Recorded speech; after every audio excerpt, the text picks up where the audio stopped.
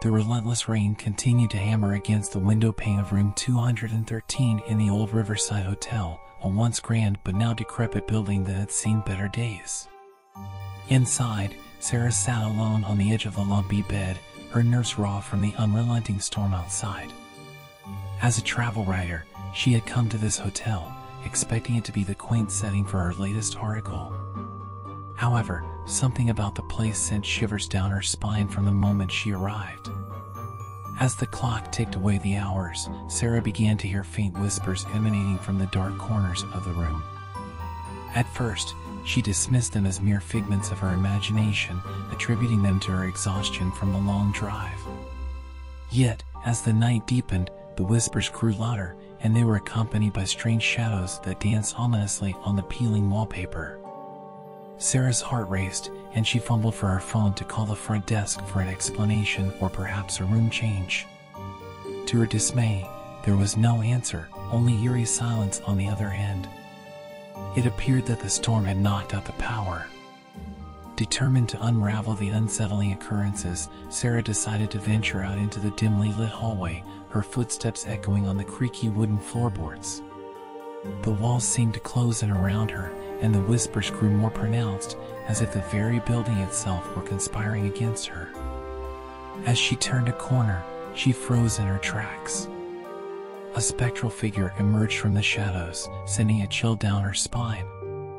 It was a young girl in a tattered dress, her eyes hollow and her skin a sickly shade of gray. The girl's lips moved, and Sarah strained to hear the faint words, "Help me, please." Then, with a blood-curdling scream, the apparition vanished, leaving Sarah trembling in the desolate corridor. With trembling hands, Sarah retraced her steps, making her way back down the hallway. The old portraits lining the walls seemed to follow her every move with their painted eyes, adding to her growing sense of unease. Upon reaching the lobby, she stumbled upon a dusty guest book, its pages filled with entries that dated back decades. Many contained desperate pleas for help or expressed deep despair. Just as Sarah was about to make a run for it, the lobby door slammed shut behind her, trapping her inside the hotel with its malevolent spirits. She raced back up the stairs, her footsteps echoing through the now eerily silent building.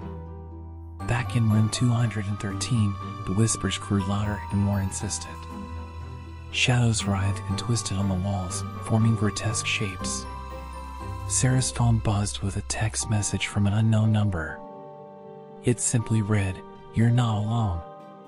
Terrified and realizing there was no way to escape, Sarah clutched her phone and tried to dial 911, but there was no signal.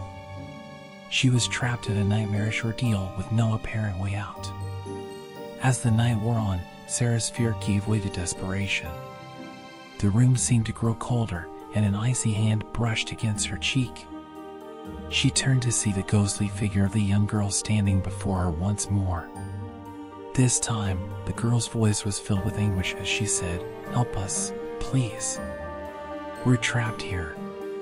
Sarah's heart ached with pity and terror. She knew she had to do something to appease the restless spirits that haunted the Riverside Hotel. She reached deep into her bag and pulled out a weathered journal she had bought earlier, intending to document her stay.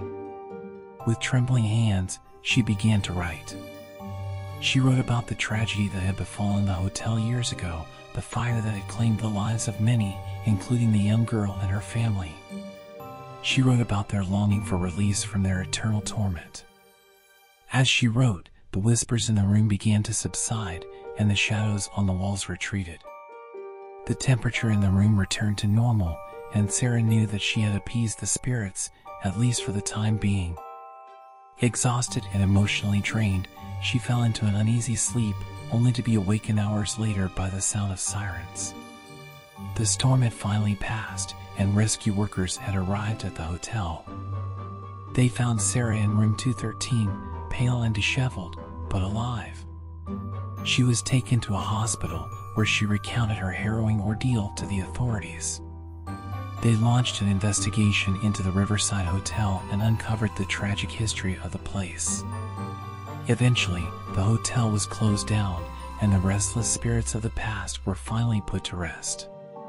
However, Sarah could never forget the nightmarish experience at the Riverside Hotel, and she knew that some mysteries were best left untouched. The hotel's dark secrets had been revealed, but the scars on her soul would linger forever.